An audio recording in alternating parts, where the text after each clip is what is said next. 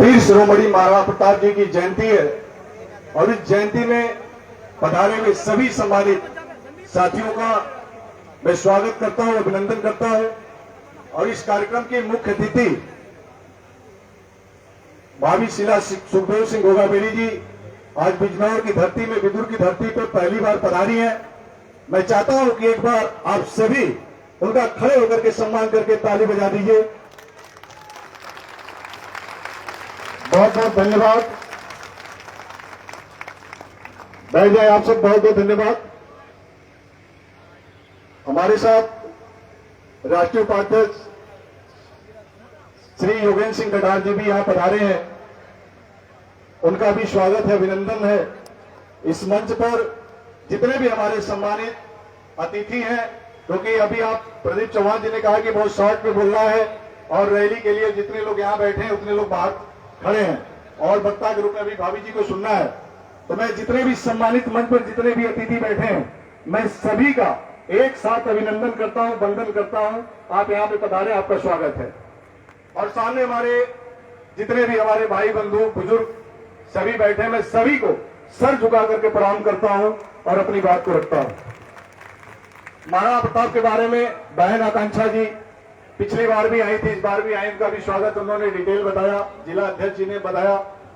और महाराणा प्रताप हमारे राष्ट्र रक्षक गौरव थे, उन्होंने इस देश के लिए, राष्ट्र के लिए क्या किया है आप सभी जानते हैं। हल्दी घाटी का युद्ध हो, चाहे अकबर के सामने लड़ने की बात हो, जो भी लड़ाई सिसोदिया परिवार ने लड़ा, इस राणा परिवार ने लड़ा, हर लड़ाई में इनको विजय मिली। मैं कहना चाहता हूं कि अगर महाराणा प्रताप जयंती पर आप सभी, हम सभी इकट्ठा हैं, तो हमें उनसे प्रेरणा लेने की जरूरत है। और हम क्या क्या प्रेरणा लेते हैं। एक और बात कहना है, यहाँ पे ब्राह्मण समाज परशुराम सेना के हमारे भाई बंधु पधारे हैं, उनका भी मैं चाहता हूं कि एक बार जोरदार तालियों से स्वागत किया जाए। महाराणा प्रताप की जयंती है आज। और महाराणा प्रताप कौन थे? महाराणा प्रताप एक ऐसा नाम जो केवल भारत में नहीं पूरी दुनिया में गुजता है। क्यों गुजता है उनका नाम? क्योंकि उन्होंने 36 कौम के लिए काम किया, सर्व समाज के लिए काम किया, कोई भेदभाव नहीं किया। कम साधन, सीमित संसाधनों से भी 10,000 सैनिक महाराणा के थे और अकबर के 80,000 सैनिक के सामने लड़ने का काम किया। उन्होंने कई सारी ऐसी चीजें जिंदगी में की जिससे हम प्रेरणा ले सकते हैं। लेकिन आज की स्थिति अलग है, आज की स्थिति बिल्कुल अलग है। मैं 2-3 बातें कहूंगा आप सभी के सामने। अभी गुजरात के अंदर आप सभी को पता है, यहां पर एक बात और कहना चाहूंगा, जितने भी हमारे भाई बंधु हैं, कोई भाजपा में है, कोई सपा में है, कोई कांग्रेस में है, अलग अलग पार्टियों से बिलोंग करते हैं, अलग अलग समाज से यहाँ पे आए हैं। यहाँ पे कोई किसी पार्टी नहीं है, यहाँ पे हम सब भाई हैं, सब समाज के जितने भी लोग यहाँ इकट्ठे हैं सब भाई हैं। थोड़े बात कड़वा जरूर बोलूंगा, उसको अगर सुनना हो तो सुन लेना आप, और कोई गलती हो तो माफ कर देना। लेकिन अगर आज एक कार्यक्रम है, अपने समाज के सामने बात नहीं करेंगे तो कहां करेंगे। अभी आपने देखा कि गुजरात के अंदर एक भारत सरकार में मंत्री रूपाला ने हमारी बहन बेटियों के लिए क्या बोला। और गुजरात के समस्त क्षत्रिय समाज, पूरे भारत में भारत के समस्त क्षत्रिय समाज ने कहा कि इस आदमी ने गलत बोला, एक आपराधिक बयान दिया है। उस तरह का आपराधिक बयान जब दयाशंकर सिंह जो इसमें परिवहन मंत्री सरकार में है, उन्होंने एक बहन जी पर एक टिप्पणी कर दी थी और उस टिप्पणी पर उनके ऊपर मुकदमा हुआ था, जेल गए थे। लेकिन जिस तरीके का बयान रूपाला ने दिया, वो भी बयान एक आपराधिक बयान था, एक षड्यंत्र वाला बयान था। पूरा भाषण में उन्होंने गाली दी, लेकिन न तो टिकट कटा और न रूपाला जेल गए, न मुकदमा हुआ। ये पूरा क्षत्रिय समाज आहत है, पूरे देश में आहत है। लेकिन क्या कार्रवाई हुई? कोई कार्रवाई नहीं हुई। लेकिन आज मैं आप सभी के सामने कहना चाहता हूं कि अगर महाराणा प्रताप ने अन्याय के खिलाफ लड़ा, भगवान कृष्ण ने अन्याय के खिलाफ चक्र उठाया, भगवान श्री राम ने अपना धनुष उठाया, तो अन्याय के खिलाफ वो लड़ रहे थे, धर्म अधर्म के बीच में लड़ाई थी। लेकिन आज वही स्थिति इस समय देश के अंदर है। अगर आप अन्याय के खिलाफ नहीं बोलेंगे तो आप महाराणा प्रताप की जयंती में आना आपका बेकार है। महाराणा प्रताप के बारे में आपने कुछ नहीं पढ़ा, उनसे आपने कोई प्रेरणा नहीं ली। इस देश के अंदर सबर समाज के जो बच्चे भी, प्रदीप चौहान जी कह रहे थे, प्रदीप चौहान जी ने कहा कि पुलिस की भर्ती में आप सभी को पता है कि ईडब्ल्यूएस को लेकर के दादा सुखदेव सिंह गोगाबेरी ने एक आंदोलन किया था और वो आंदोलन लगातार लगभग 2 साल तक लगातार चला। उनकी क्या मांग थी? उनकी मांग ये थी कि आप अन्य समाज को आरक्षण दे रहे, मुझे कोई दिक्कत नहीं है, मुझे खुशी है, दो, जब तक ये धरती है देते रहो, मुझे कोई तकलीफ नहीं है। लेकिन जो सवर्ण समाज के बच्चे हैं, ये जो सवर्ण समाज में है, ये भी गरीब हैं। हर सवर्ण समाज में पैदा हुआ ठाकुर, ब्राह्मण, बनिया, भूमिहार, जो भी सवर्ण समाज में आता है, सारे पैदा होते हैं, अमीर नहीं होते, ये भी गरीब होते हैं। इनको भी इनका अधिकार मिलना चाहिए। लेकिन सरकार ने नहीं सुना। 3 स्टेट में इनकी सरकार गई। दादा सुखदेव सिंह बोगा मेरी की आवाज उठाई हुई, 3 स्टेट में इनकी सरकार गई, छत्तीसगढ़, मध्य प्रदेश और राजस्थान। जब 2019 में दोबारा मोदी जी की सरकार आई, जब हमारी मांग नहीं मानी गई, 12 जनवरी 2019 को हमको ईडब्ल्यूएस में 10% रिजर्वेशन मिला। और 10% जो रिजर्वेशन मिला, उसमें इतनी विसंगतियां हो गई कि आपको जो ईडब्ल्यूएस का जो सर्टिफिकेट बनता है, वो आप उसमें नहीं आ सकते, ईडब्ल्यूएस की श्रेणी में नहीं आ सकते। क्या क्या विसंगतियां दिया? जब बीपी सिंह ने मंडल कमीशन लागू किया था, उन्होंने कहा था कि ओबीसी एससी समाज का जो बंदा है, वो चाहे उसके पास 10 बीघा जमीन हो, 10 बीसवा जमीन हो, 1 लाख की इनकम हो, 10 लाख की इनकम हो, जो भी हो, उसको रिजर्वेशन मिलना चाहिए तो मिलना चाहिए। लेकिन इस सरकार ने क्या किया? इसने सरकार ने कहा कि अगर जिसके पास 5 एकड़ जमीन है सवर्णों के पास, वो ईडब्ल्यूएस की श्रेणी में नहीं आएगा। उन्होंने कहा कि जिसके पास 1 वर्ग मीटर, 1000 वर्ग मीटर में प्लाट है, मकान है, वो ईडब्ल्यूएस की श्रेणी में नहीं आएगा। जिसके पास 8 लाख रुपए की इनकम है, वो ईडब्ल्यूएस की श्रेणी में नहीं आएगा। आप हमारे ट्विटर पे और फेसबुक पर आज उठा करके देखना, मैंने जब लिखा कि मैं बिजनौर में जा रहा हूं, बिजनौर की धरती पर, तो सवर्ण समाज के बच्चों ने मेरे कमेंट किया है कि भैया ईडब्ल्यूएस की बात जरूर उठाना, क्योंकि हम लोग बेरोजगार है पिछले 3-4 सालों से। तो मैं यहां बात नहीं रखूंगा तो कहां रखूंगा? यहां पे भाजपा के भी वरिष्ठ नेता है, तमाम समाज है हमारा, सभी के सामने कहना चाहता हूं मैं, ईडब्ल्यूएस की जो विसंगतियां हैं, ये बहुत बड़ी विसंगतियां हैं, एक सोची समझी साजिश है। इस साजिश को अगर सब लोग नहीं समझोगे तो आने वाले टाइम में तुम्हारा नामो निशान मिटा दिया जाएगा। इस प्लान को समझो। हम झंडे तिरंगे तो उठाते रहेंगे, जय जय लगाते रहेंगे, लेकिन जब पेट में भोजन नहीं होगा, आप बेरोजगार बनकर के घूमोगे, तो समझ लो कि दुनिया का सबसे बड़ा महापाप है ये। मैं बताना चाहता हूं कि जब 12 जनवरी 2019 को दिया इन्होंने, तो क्या इस विसंगतियों के साथ आज स्थिति यह है कि मैं पूछना चाहता हूं, यहाँ पे सभी किसान हैं। पिछले बार प्रदीप चौहान जी और अजीत राणा जी के नेतृत्व में हम लोग यहाँ पे आए थे। यहाँ के जो सम्मानित जनता है, भाई बहन है, बहुत उत्साहित है, लेकिन यहाँ ज्यादातर किसान हैं। मैं पूछना चाहता हूं कि आप गन्ने की खेती करते हैं, धान तो शायद यहाँ कम होता है, कोई एक किसान यहाँ बता दे कि 5 एकड़ जमीन में क्या 8 लाख रुपए की इनकम होती है? मैं सभी से पूछना चाहता हूं, अगर होती है तो कोई बता दे, नहीं होती तो हाथ हिला दो आप। क्या 1000 वर्ग मीटर में जो मकान बनाते हो, क्या उससे 5 लाख रुपए, 8 लाख रुपए की इनकम होती है? तो जब भारत का नीति आयोग ये कहता है कि 5 एकड़ जमीन में 8 लाख रुपए की इनकम नहीं होती है, तो फिर सामान्य वर्ग के बच्चों को ईडब्ल्यूएस श्रेणी से बाहर क्यों रखा गया? ये शर्तें क्यों लगाई गई? जब दूसरे समाज को, अन्य समाज को जब कोई भी संगतियां नहीं है, आप उनको डायरेक्ट आरक्षण देते हो, तो सवर्णों के साथ क्यों देते हो? मैंने मोदी जी से ट्विटर पे, फेसबुक पर पूछा कि महोदय ये बता दीजिए कि क्या जो सवर्ण समाज में जो बच्चे पैदा होते हैं, वो क्या टाटा, बिरला, अंबानी बन के पैदा होते हैं क्या? आज बहुत ऐसे सवर्ण के बच्चे हैं जिनके यहाँ 1 एकड़ जमीन है, 2 एकड़ जमीन है, जमीन भी नहीं है, रिक्शा चला रहे हैं, तमाम ऐसे बेरोजगारियों को झेल रहे हैं। अगर आप उनको रिजर्वेशन 10% दे दोगे, तो आज जो कमल का फूल एक पूरे भारत में खिल रहा है, इस सवर्णों की देन है, ये फिर दोबारा खिलेगा, हमेशा जब तक धरती रहेगी खिलता रहेगा। क्या हमने गलत मांगा? हम पिछले 4 सालों से आंदोलन कर रहे हैं। लखनऊ में हमने कहा, हमने योगी जी को पत्र लिखा, मोदी जी को पत्र लिखा, राष्ट्रपति को पत्र लिखा, तमाम नेताओं के पास गया कि ईडब्ल्यूएस की श्रेणी में 10% जो रिजर्वेशन है, इसकी विसंगतियां दूर कर दो। लेकिन सरकार दूर करने को तैयार नहीं थी। लेकिन हम लोगों ने लगातार आंदोलन किया। आपको पता है कि 18 दिसंबर को हम लोगों ने विधानसभा के सामने हमने घेराव का प्रस्ताव किया। जब हम एसीपी के पास गए, हमने कहा कि मुझे यहाँ पे धरना प्रदर्शन करना, अपनी बात रखनी है, क्योंकि मुख्यमंत्री सुन नहीं रहे, प्रधानमंत्री सुन नहीं रहे, पत्र का माध्यम है, मुख्यमंत्री मिलते नहीं है, तो अपनी बात को पहुंचाएं कैसे? भगत सिंह वाला जमाना है नहीं कि हम उठा के असेंबली में बम फेंकें, तो हम अपनी बात को रखें कैसे? हमें विधानसभा जाना है, हमें वहां घेराव करना है। तो जानते हैं क्या कहा गया? मुझे कहा गया कि यहाँ पे सपा बसपा कांग्रेस की औकात नहीं है कि आकर विधानसभा पे घेरे, बाबा जी का सरकार है और आपसे कहता हूं कि आप वापस चले जाओ। मैंने कहा कि सुनो साहब, आप सरकार चाहे किसी की, हम छत्री हैं, और मैं आपसे कहने आया हूं और अवगत कराने आया हूं कि मुझे परमिशन नहीं चाहिए, मुझे मैं केवल अवगत कराने आया कि मैं कार्यक्रम करने जा रहा हूं, आप गोली तोप तूफान बंदूक लेकर के आ जाना, अगर राकेश रघुवंशी हट जाएगा तो बता देना। और हमने आंदोलन किया, हमने विधानसभा के सामने आंदोलन किया और 250 लोगों को गिरफ्तार किया गया। हमको मिला के 250 लोगों को गिरफ्तार किया गया और उस गिरफ्तारी के बाद सरकार हरकत में आई और लगातार वार्ता होते होते होते 25 दिसंबर को मेरे पास मुख्यमंत्री कार्यालय से फोन आया कि आप आ जाइए, ईडब्ल्यूएस की श्रेणी में कुछ बात करना है। और उसके बाद तमाम पार्टियों के नेताओं ने अपना ट्वीट करना शुरू कर दिया, लिखना शुरू कर दिया। अखिलेश यादव जी ने लिखना शुरू कर दिया कि ये मिलना चाहिए, मिलना चाहिए। और मैं बड़े गर्व के साथ बताना चाहता हूं मेरे भाइयों कि ठाकुर सुखदेव सिंह होगा मेरी से मुझे प्रेरणा मिली थी लड़ने की। इस लड़ाई को उनके प्रेरणा से मैंने लड़ा और ईडब्ल्यूएस की लड़ाई में माननीय मुख्यमंत्री जी तक को झुकना पड़ा और आपको इलेक्शन में 3 साल का छूट मिला। और कोई बता दे, किसी पार्टी का नेता बता दे, कोई संगठन बता दे कौन ने लड़ाई लड़ा। मैं क्रेडिट नहीं लेना चाहता, लेकिन मैं कहना चाहता हूं कि सुखदेव सिंह ने जो इस समाज के लिए, सर्व समाज के लिए, शायद ये दूसरे महाराणा प्रताप थे, दूसरे महाराणा प्रताप थे, दोबारा कोई सुखदेव सिंह नहीं हो पाएगा। आपको पता है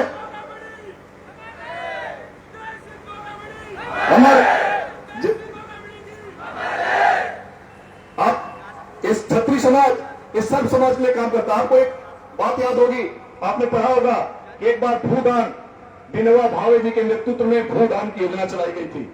एक आंदोलन हुआ था भूदान, और ये भूदान जानते किसके लिए था? ये भूदान उनके लिए था जो गरीब थे, जो पिछड़े थे, उनके लिए था। विनोबा भावे के नेतृत्व में तमाम क्षत्रियों ने, और जो ब्राह्मण भी थे, वो भी जो सक्षम लोग थे, उन्होंने जमीन दान दिया था, जमीन दान दिया था विनोबा भावे के नेतृत्व में। लेकिन मैं पूछना चाहता हूं कि जो जमीन दान दी गई थी गरीबों को, वो जमीन कहां है? तो सारी की सारी जमीनें आप गूगल पे सर्च कर लेना, उस सारी की सारी जमीनें उद्योगपतियों को बेच दी गई है, एक भी जमीन किसी के पास नहीं मिली है। हमको बताया जाता कि हम लोगों के खिलाफ है, हम किसी के खिलाफ नहीं है। बस मैं कहना चाहता हूं, आखिरी बात कहना चाहता हूं, ज्यादा समय नहीं लूंगा। मैं ये कहना चाहता हूं कि अगर इस देश के अंदर आज जो कमल खिला है, इस कमल को सवर्णों ने मिल करके, जब कोई बूथ एजेंट नहीं हुआ करता तो क्षत्रिय ब्राह्मण और तमाम सवर्ण समाज के लोग बूथ एजेंट बनते थे और कमल को खिला करके पूरे भारत में खिलाया। लेकिन आज जो कमल हमारी माता बहनों पे उंगली उठा रहा है, आज जो कमल हमारे अस्तित्व पे सवाल खड़ा कर रहा है, ये बर्दाश्त नहीं किया जाएगा। मैं कहना चाहता हूं, मैं सभी से, आप सभी के सामने कहना चाहता हूं कि आने वाले समय में, आने वाला जो समय है, इस समय को आप पहचानो, अपनी ताकत और अपनी एकता का परिचय दो। अगर आप अपनी एकता का परिचय नहीं दोगे तो आने वाले समय में जिस तरीके से हम लोगों के खिलाफ षड्यंत्र होगा, ये धीरे धीरे खत्म कर देंगे। हम कहते हैं मिहर भोज प्रतिहार क्षत्रिय थे, कोई कहता है नहीं जी वो फलाने समाज के थे। अब चलो 2 समाज लड़ेगा, ठाकुर लड़ेगा और गुर्जर भाई लड़ेंगे। हम कहते थे महाराजा सुहेलदेव क्षत्रिय थे, नहीं। ये खून वाले कहते हैं नहीं जी ये तो पासी थे। प्रेम प्रकाश राजभर कहते हैं नहीं जी ये तो सुहेलदेव जो भर थे, राजभर थे। चलो अब कौन ठाकुर किससे लड़ा? पहले मेयर वोट पे लड़ा गुर्जर भाइयों से, अब किससे लड़ा? पासी समाज से और राजभर से। अब और क्या हुआ? आला उदल बनाकर क्षत्रिय थे, हमने कहा भैया क्षत्रिय थे, नहीं जी ये तो यादव थे, चलो अब यादव जी से भी लड़ लो। ये हर एक जाति से क्षत्रियों को लड़ाया गया। इस षड्यंत्र को समझो आप क्षत्रियों, हर एक जाति से लड़ाया गया। अगर ये इनका षड्यंत्र नहीं समझोगे तो धीरे धीरे खत्म करो। मैं बीजेपी के खिलाफ नहीं हूं, मैं किसी पार्टी के खिलाफ नहीं, हम लोग किसी के प्रचार प्रसार करते हैं, लेकिन कहना ये चाहते हैं कि जिस कमल को जिस मेहनत से लोगों ने खिलाया, वो कमल आज 10 लाख अस्तित्व पे हमारे सवाल खड़ा करता है, जिसे हम बर्दाश्त नहीं करेंगे। एक बार मैं पुनः अजीत राणा जी को, जो पश्चिम उत्तर प्रदेश प्रभारी है, प्रदीप चौहान जी, सौरभ देवरा जी, रसिक चौहान, मुजफ्फरनगर की टीम, हापुड़ की टीम, मुरादाबाद की टीम, जहां से जितने भी हमारे भाई कर्णी सैनिक आए हैं, मैं सभी का बहुत बहुत धन्यवाद आभार प्रकट करना चाहता हूं। अमरोहा की टीम आई है, जो भी छूट गए हैं, क्योंकि समय बहुत कम है, मैं समझ रहा हूं, मैं बोल रहा हूं, मेरे पास बहुत कुछ है, लेकिन मैं एक बार पुनः आप सभी का धन्यवाद देता हूं। मेरे साथ नारा लगा दीजिएगा एक बार जर से, छत्तीस समाज छोड़ दो पैसे की, ताकत से बोलना तब बात सत्य होगी।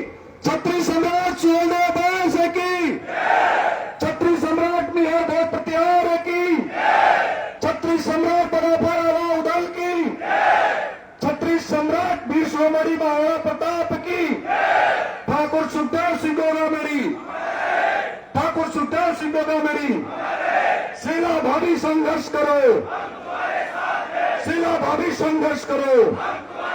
एक बार पुनः सम्मानित मंच को मैं प्रणाम करता हूं, आप सभी को प्रणाम करता हूं, अपनी बातों को जय श्री राम, जय भगवान। बहुत बहुत धन्यवाद बड़े भाई राकेश रघुवंशी जी, इतने ओजस विचार थे भैया के।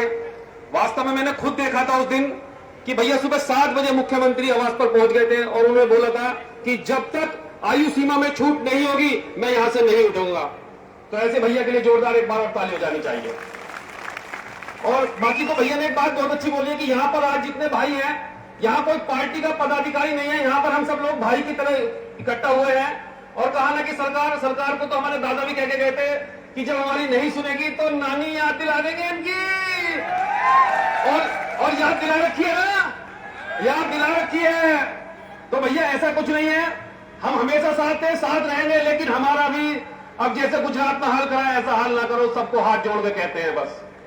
हमें तलवार ना उठाने दो दोस्तों, वरना मैदान में दोबारा नहीं जाएगी। इसी कड़ी में मैं अपने भैया, अच्छा एक चीज और कहना चाहूंगा भैया, कुछ लोग जैसे किसी वजह से मंच पे नहीं हो पाए या कुछ किसी का नाम छूट गया है, तो भैया देखो इतनी भीड़ होने के बावजूद किसी का नाम रह जाता है, मैं हाथ जोड़ के माफी चाहूंगा। किसी का नाम रह गया है तो मुझे बता दो, आ जाओ मंच पर, थोड़ी देर खड़े हो जाना, कोई ऐसी बात नहीं है, लेकिन उनका सम्मान हमारे दिल से है। आप हमारे यहाँ पे आए हैं, मैं हाथ जोड़कर आपका अभिनंदन करता हूं भैया, हाथ जोड़ के। मैं हमारे बीच में अवनीश चौहान जी आए हुए हैं, मैं उनसे भी निवेदन करूंगा कृपया कर मंच पर अपना स्थान ग्रहण करें।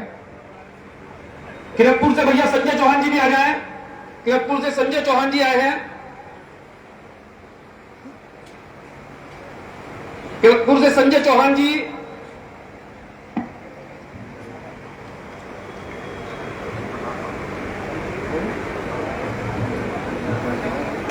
भैया थोड़ा सा ना समय का अभाव है, बार बार कहूंगा, अब 2 मिनट के लिए एक हमारे विक्रांत भाई का भी नजारा हो जाना चाहिए। शेर, डब्बे शेर विक्रांत ठाकुर।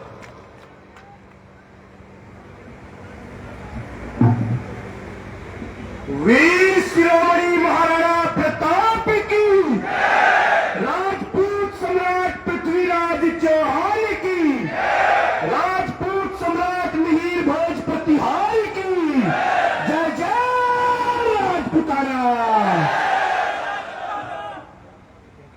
आज इस बिजनौर की पावन धरती राजपुतानागढ़ बिजनौर में महाराणा प्रताप जयंती कार्यक्रम को करने वाले श्री राष्ट्रीय राजपूत कर्मी सेना की टीम, बड़े भाई प्रदीप चौहान, रसिक चौहान जी, एवं जो दूर दूर से कर्मी सैनिक बनकर इस पंडाल में पधारे हैं, मेरा सभी को प्रणाम।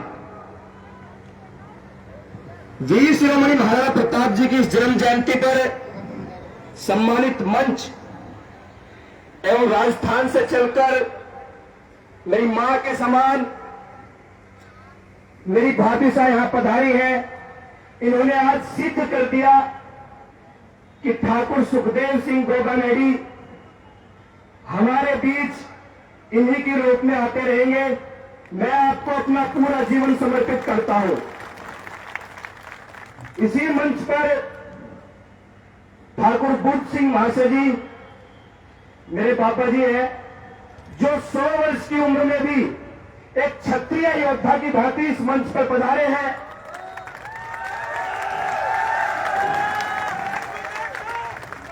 मैं आपका पोता होने के नाते आपसे यह प्रेरणा लेता हूं कि मैं राजपूत समाज के लिए किसी को मार भी सकता हूं और खुद मर भी सकता हूं।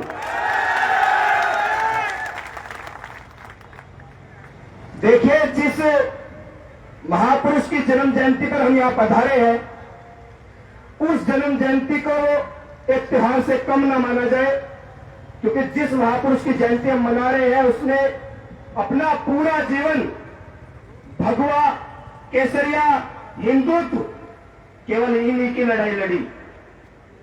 अगर केवल बात राजपुताना पर होती तो यह मेरा मानना है कि ये चक्रवर्ती राजा कभी घास की रोटी ना खाता। यह सच्चाई है। जंगल के शेरों के आगे ना कुत्ते टिक पाएंगे और महाराणा प्रताप के वंशज फिर तलवार उठाएंगे। जयंती पर हम यहाँ पधारे, एक घास की रोटी का जिक्र होता है। अरे स्वाभिमान के आगे जिसके सारी चीजें छोटी थी, आज जंगल में रह के राणा ने खाई घास की रोटी थी। अरे उसके जैसा बलिदानी रे मुश्किल है बल पाना, 9 महीने चढ़ा शेर वीरों का वीर महाराणा, 9 महीने चढ़ा शेर वीरों का वीर महाराणा। अभी मेरे बड़े भाई राकेश रघुवंशी जी बहुत सारी बात आपको बता के गए, बड़ा अच्छा लगा कि अपने बीच में अपना भाई किसी योद्धा की भांति हमारे लिए लड़ रहा है। उसी कड़ी में मेवाड़ के राजघराने को प्रणाम।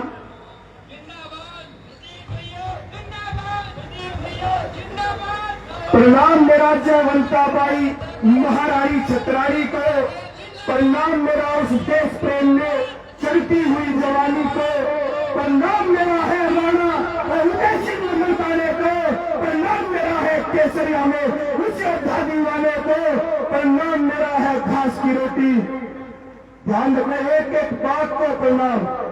प्रणाम मेरा घास की रोटी और चेतक के बलिदान को, प्रणाम मेरा है उस राजस्थान में मेवाड़ के राजघराने को।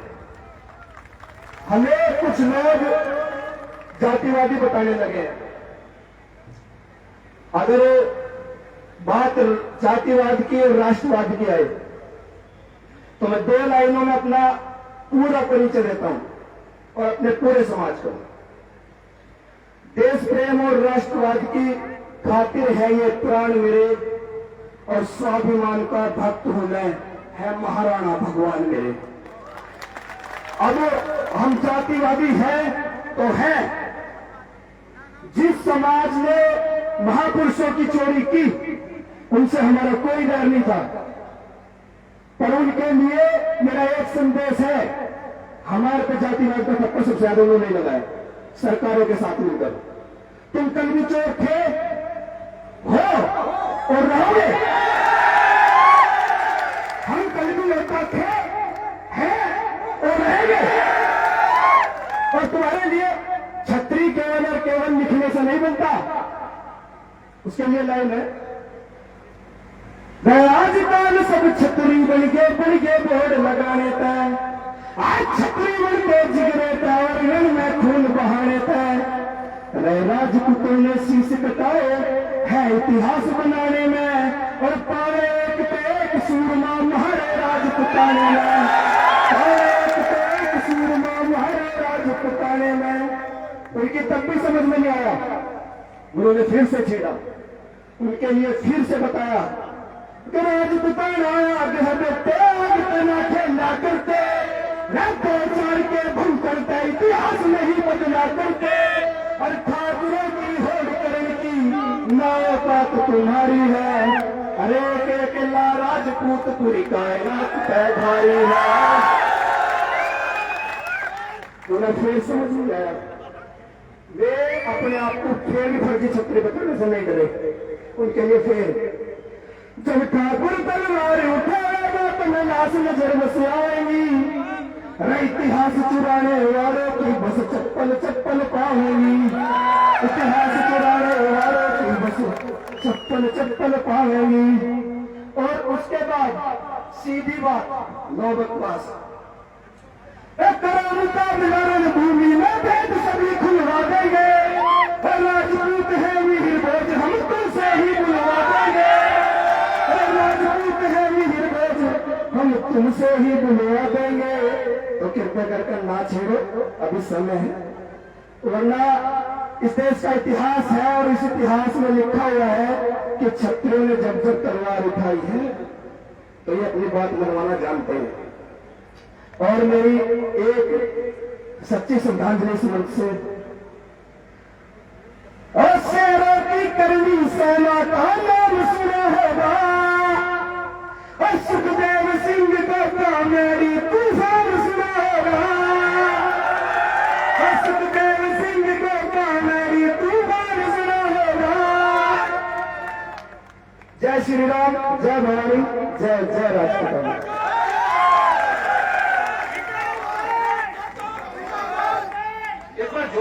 तालियों से ऐसे नहीं, बहुत जोरदार तालियों से।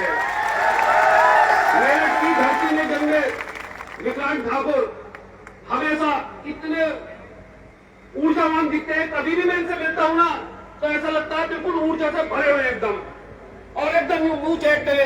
भैया का चैनल सब्सक्राइब करो, लाइक करो इन्हें, और उठाओ इन्हें। इतनी मेहनत करते हैं, किसी को कोई गाना कराना होता है, किसी से कोई पैसा नहीं लेते, कुछ नहीं लेते, ईमानदारी से काम करते हैं। ऐसे भैया के लिए जोरदार ताली हो जानी चाहिए। एक भैया आए हैं, कुछ बोल नहीं सकते, कुछ नहीं कह सकते, अपना मोबाइल पकड़ा रहे हैं और बार बार ये कह रहे हैं कि मुझे कुछ बोलना है, पता नहीं क्या बोलना चाह रहे हैं।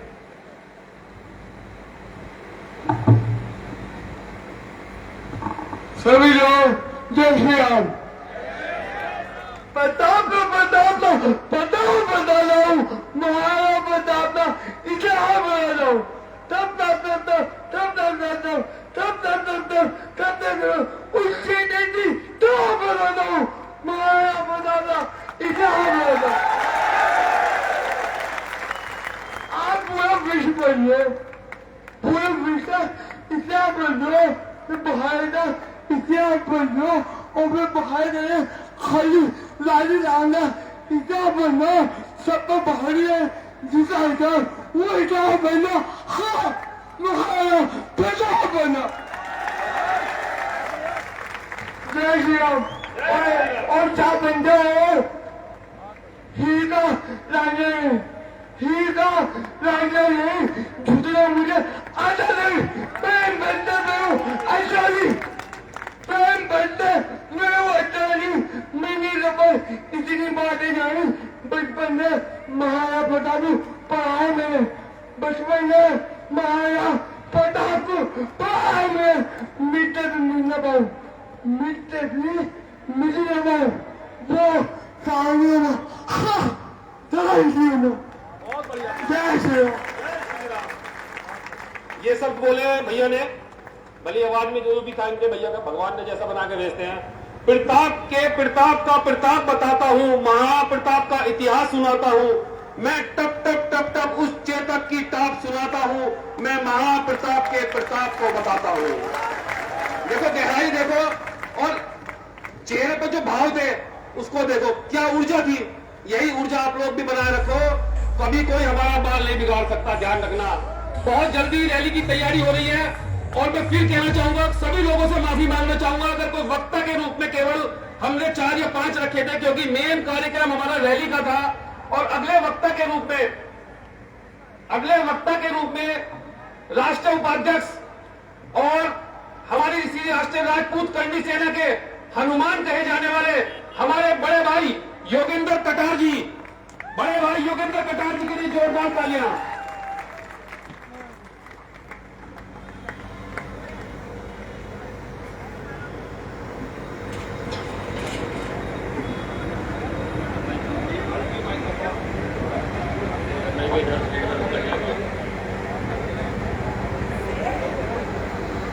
केसरिया ध्वज को नमन करता हूं महाराणा प्रताप के चरणों में, मेरे समाज के महापुरुषों के चरणों में, और नमन करता हूं महाराणा प्रताप के नक्शे कदमों में चलने वाले मेरे बड़े भाई दादा सुखदेव सिंह जी के चरणों में नमन करता हूं। सुखदेव दादा के रूप में हमारे भाभीशा हुकुम, हमारी माता शीला भाभीशा के चरणों में नमन। मंच पे विराजित सभी से तो मैं परिचित नहीं हूं, माननीय जिलाध्यक्ष जी और मेरे प्रदेश अध्यक्ष राकेश भैया, विकास भैया, अजीत जी राणा, और जितने भी भाई आप लोग सामने विराजे हैं, मेरी बहनें, माताएं, आप सबको दिल से नमन करता हूं। एक बात और बताना चाहता हूं पहले, महाराणा प्रताप के साथ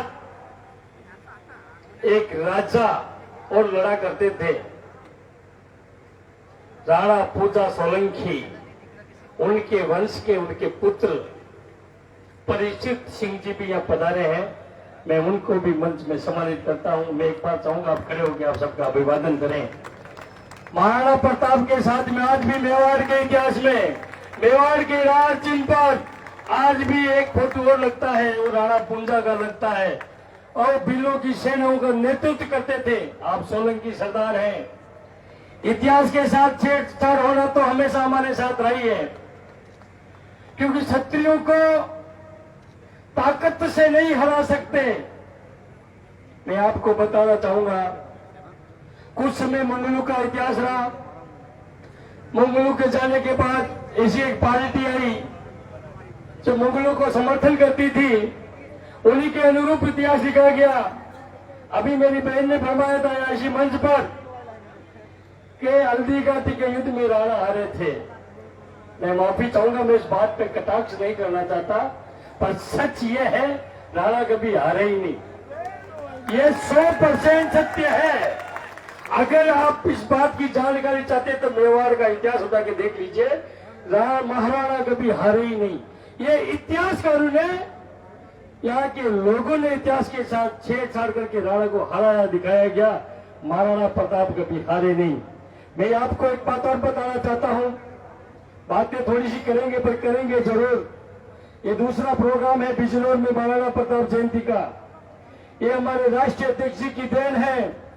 पूरे भारत में घूम घूम कर राजपूत समाज को एक करने के लिए अपना जीवन निछावर कर दिया, अपने आप को कुर्बान कर दिया। लोग खून पसीना, लोग को पसीना बहाते हैं, मेहनत करते हैं, पर सुखदेव सिंह गोगामणि ने खून बहा दिया, अपना खून दे दिया समाज को एक करने के लिए। लोग कहते हैं राजपूत एक नहीं होते, तो राजपूत एक नहीं होते तो आज जो आप में बड़ी बात बीजेपी के हमारे जिलाध्यक्ष बैठे हैं, मैं बीजेपी का विरोधी नहीं हूं। हम लोगों ने ही बीजेपी बनाई है, क्षत्रिय समाज ने बीजेपी बनाई है, आज क्षत्रिय की वजह से बीजेपी है। पर आज का जो समय है, हमारी एकता को बिखरा में डाल करके आज हम लोगों को अलग किया जा रहा, अलग थलग किया जा रहा है। कोई भी व्यक्ति आएगा राजपूतों के खिलाफ बोलेगा, उसको दूसरी टीआरपी मिल जाएगी, वाई मिलेगी, और हमें नीचा दिखाने का प्रयास करेगा। सुखदेव सिंह जी की ऐसी ताकत थी, वो हमेशा बोलते थे एक रहो नेक रहो, बड़ी से बड़ी ताकत आके बोलेगी पाए लागू ठाकुर साहब। और ये आपने देख लिया होगा कुछ दिन पहले जामनगर में, शायद आप लोगों के पास समाचार मिलेंगे। मैं नहीं कहना चाहता, हम क्षत्रिय हैं, हम किसी चीज को दर्शाना नहीं चाहते, पर वो एक एकता जो सुखदेव सिंह जी ने अलग जगाई थी, उस एकता का नतीजा कि इनको 50 बार 16 बार आके माफी मांगनी पड़ रही है। हमारे मुंह से गलती हो गई, हमारी सजा 5 भागों मत दो। इससे ज्यादा ताकत हम कुछ बना नहीं सकते। मैं आपको एक बात बताना चाहता हूं, मैं भी मेवाड़ राजघराने में एक छोटा सा अंश हूं। मेरे पूर्वज मेवाड़ में आए थे। मेवाड़ के इतिहास अगर आप लोग जानते, मेरी बहन ने इतिहास पढ़ा, और भी लोग पढ़े होंगे। मेवाड़ के इतिहास में जयमल मेड़त्या कल्लाजी राठौड़ का बहुत बड़ा योगदान था। मेरे पूर्वज जयमल मेड़त्या थे, मैं उन्हीं का वंशज हूं। मेवाड़ की धरा पर आज भी हमारी एक छोटी सी रियासत है कटार। मैं योगेंद्र सिंह राठौड़, कटार मेरा गांव है। छोटी सी रियासत का एक छोटा सा बंदा हूं, छोटा सा भाई हूं आपका। हमने भी वो कुर्बानी में बराबर साथ दिया। हम बहुत क्षत्रिय हैं, हम हमारी बहन बेटियों के लिए हम हमारे राजपाट छोड़ के आ जाते हैं। तब जयमल जी को जब ये बताया गया, जयमल जी को बुलाया गया कि भाई आप बार बार युद्ध करने आते हो मेवाड़ की तरफ से, हम आपको ऐसी जागीरी दे देते हैं, चित्तौड़ का राजपाट भी आपको दे देंगे, मेड़ता का राजपाट आपको दे देंगे, नागौर का राजपाट आपको दे देंगे, आप तो हमारे साथ मिल जाए। और वो क्षत्रिय थे और असली क्षत्रिय थे। उन्होंने एक ही बात बोली, भूख न मेटे मेड़ता न मेटे नागौर, जयमल भूख अनोखड़ी मजा मिटे चित्तौड़। ये नायर भाषा में बोला गया। मेरी भूख चित्तौड़ के किले से नहीं बुझने वाली, मेरी भूख मेड़ता के राज से नहीं बुझने वाली, मेरी भूख नागौर के राज से बुझने वाली नहीं है।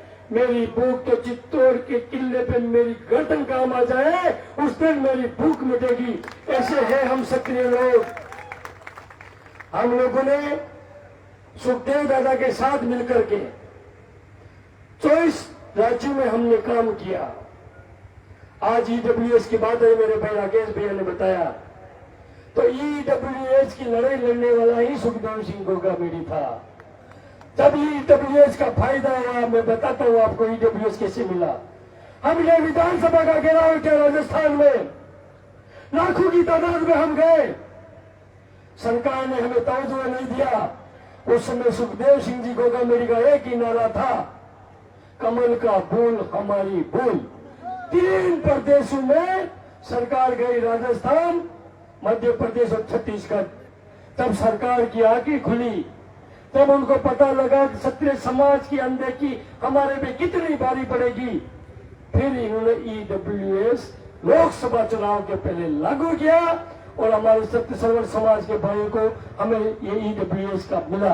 फिर इसमें विसंगतियां, उत्तर प्रदेश में अलग, गुजरात में अलग, राजस्थान में अलग, मध्य प्रदेश में अलग। तो सुखदेव जी ने फिर लड़ाई चालू की। उस लड़ाई को लड़ा कि गरीब अमीर आप सबकी एक लेवल पर नहीं ले सकते। आज बिजनौर के शहर में जो जमीन का भाव है, बिजनौर के गांवों में नहीं हो सकता। तो आप जमीन और इस भाव को छोड़ दीजिए, एक ही क्राइटेरिया रखिए, जिसकी आय 8 लाख रुपए से कम है, 8 लाख रुपए तक है, वो ईडब्ल्यूएस का हकदार बनेगा। ये लड़ाई लड़ते लड़ते यूपी तक पहुंची और ऐसे हमारे जाबाज प्रदेश अध्यक्ष ने उस लड़ाई को लड़ा और उत्तर प्रदेश की सीमा भी बढ़ाई आयोग की, और इस प्रोग्राम को हमने लंबा किया। और आज भी हमारी कोई भी लड़ाई अगर लड़नी है तो सुखदेव दादा के रूप में हमारी भाभी है। वही बोल, वही वचन, वही काम। लोग बोलते महिलाओं के क्या करेगी।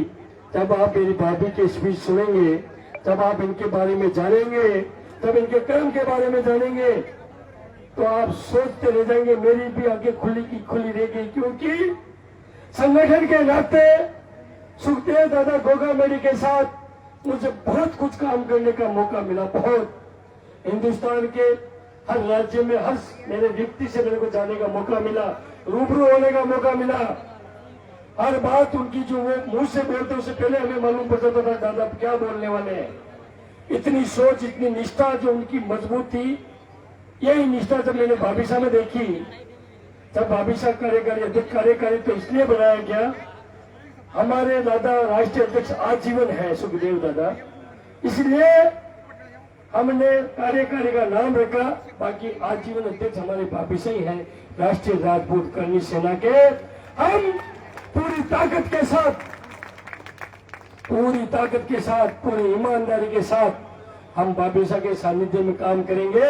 और मैं आप सबको भी कहना चाहता हूं मेरे भाइयों, जिस तरीके का प्यार आपने दादा सुखदेव सिंह जी के लिए दिया, उससे कई गुना ज्यादा प्यार आपको भाभी साहब के साथ और साथ देना पड़ेगा। इसलिए कि दादा ने तो अपनी एक एक खून की बूंद समाज में निछावर कर दी, एक एक बूंद।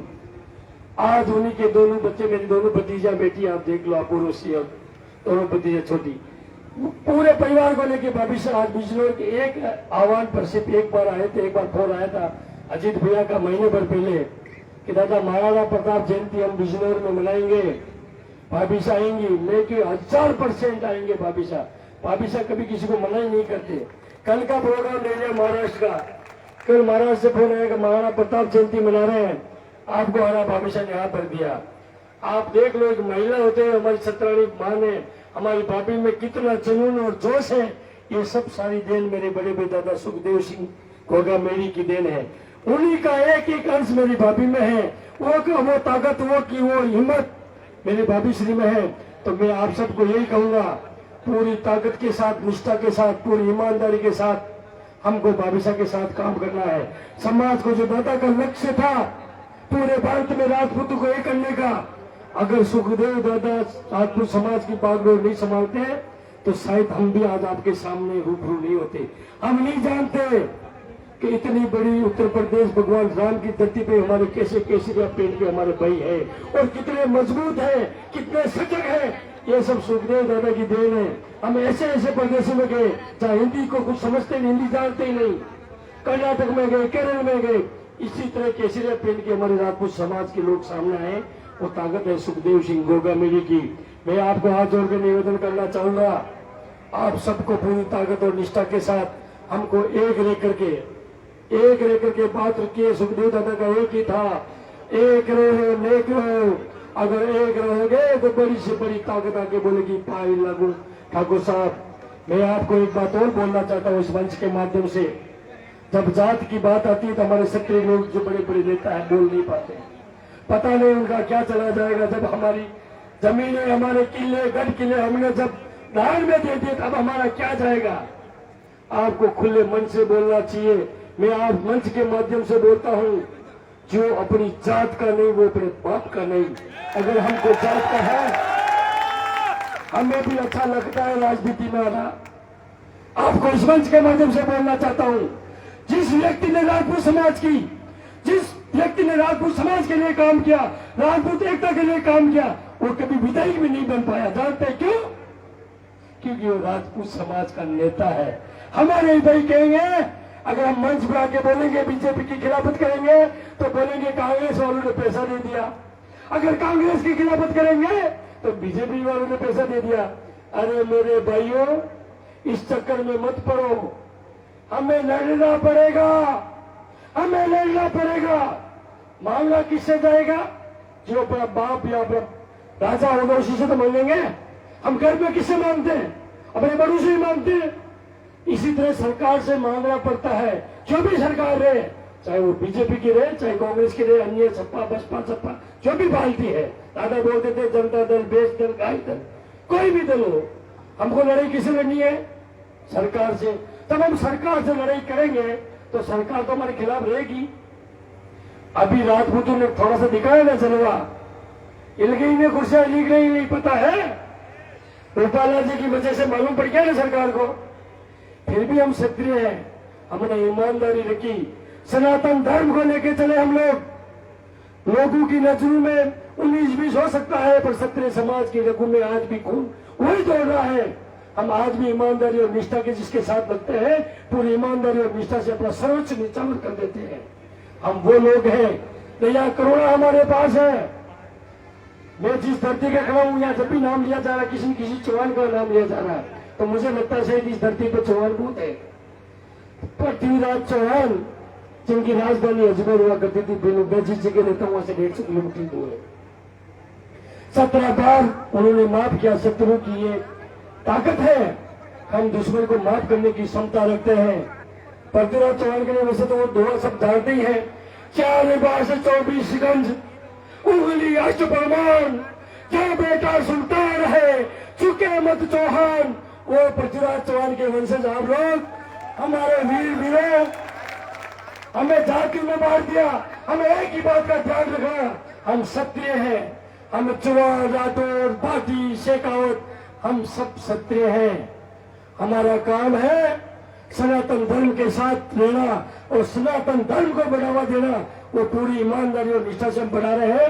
राष्ट्रीय अध्यक्ष के कार्यकाल में हम एक सीखे और आगे हमारे भविष्य के कार्यकाल में शिला सुखदेव शंकर गोगामेडी के साथ भी हम इसी तरीके से काम करेंगे। मैं एक बात और, जो दादा का जो इच्छा थी वो मैं बता देता हूँ आपको। अभी जो बात चल रही थी बार बार, अगर कोई मंच पे रह गया हो तो आप ऊपर आ जाइए, हमें क्षमा करें। किसी को हमने बोलने के लिए मना कर दिया, हम आप मुझे क्षमा करें। तो मेरी एक बात सुन लीजिए, हिंदुस्तान का एक ही एक ऐसा वीर योद्धा था तो नहीं, आज तो हम तो आज ही मानते हैं, वो जिनकी जन्म जयंती 12 जुलाई को है। जैसे आज महाराणा प्रताप की हम मना रहे हैं, महाराणा प्रताप की जन्म जयंतियां 2 तरह से मनाई जाती है। इतिहासकारों के अनुरूप, अंग्रेजों के जमाने के अनुरूप तो आज है 9 मई को, और 10 जून को हिंदी इतिहास के रिवाज से मनाई जाती है। तो हम मेवाड़ में ज्यादातर हम पंचांग के हिसाब से, तिथि के हिसाब से मनाते हैं। तो 10 जून को हम वहां मेवाड़ में मनाएंगे, कुंभलगढ़ में। बाकी जगह जगह बहुत जगह आज बन गई है, कुछ बची रहेगी तो उस दिन होगी। इसी तरह की एक जयंती 12 तारीख को आ रही है, 7वें महीने में। ऐसे वीर योद्धा महाराणा प्रताप के नक्शे कदमों पर चलने वाले मेरे भाई दादा सुखदेव सिंह गोगामेडी की जन्म जयंती 7वें महीने में है।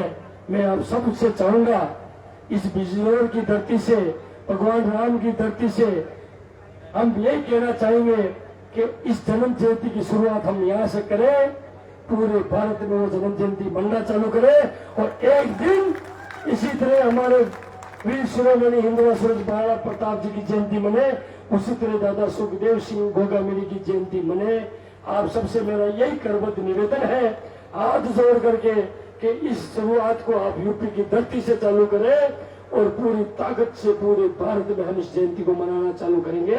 बहुत जल्दी दादा का स्मारक घोगामेरी में बनने वाला है।